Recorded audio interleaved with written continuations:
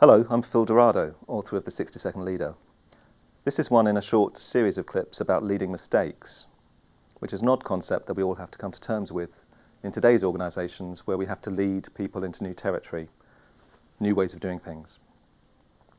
I want us to play a quick game of Guess the Leader to illustrate why leading mistakes is so important. See if you can guess who this person is. He became one of the most successful chief executives of the last century and into the beginning years of this century. He was a 25-year-old manager in a process plant. For those of you who aren't familiar with manufacturing splits into two types of factory, if you will. Process plants make paint, liquids, chemicals, and discrete factories make cars and objects. The easiest way to think of it is soup and nuts. And this was a process plant. The 25-year-old manager was in charge of a particular area of the plant and decided to experiment with a different mixture. He thought it would produce a better product at a lower cost. What it actually did was blow up his part of the plant, causing millions of dollars worth of damage. Now, he got a call, as you'd expect, from the plant manager to come and see him.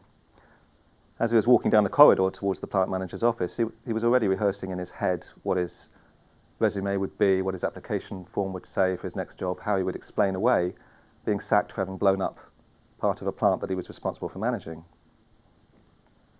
So he went in to see the plant manager, and in the 20-minute conversation that followed, the plant manager didn't once shout, slam his hands on the table, ask the young 25-year-old what on earth he thought he was doing. Instead, he quizzed him as to why he had changed the mixture in the process, what benefit he thought he would get out of doing this, and what benefit would accrue to the company. And after reassuring himself that the young manager hadn't acted rashly, but had been following an innovative idea that may well have saved them a lot of money, the plant manager decided to support the 25-year-old manager and defend his position in the report that went up to the board, explaining why they then had to find millions of dollars to rebuild part of the plant. Now, this left a massive impression on the young manager who had made that mistake. And you've possibly guessed who he is. He went on to become the chief executive of that company, which was General Electric. Yes, indeed, Jack Welch's first act as a manager was to blow up part of his plant, and yet he went on to become arguably the most successful chief executive in modern times. Now, admit it, you'd have sacked him, wouldn't you? I probably would have done in that situation too.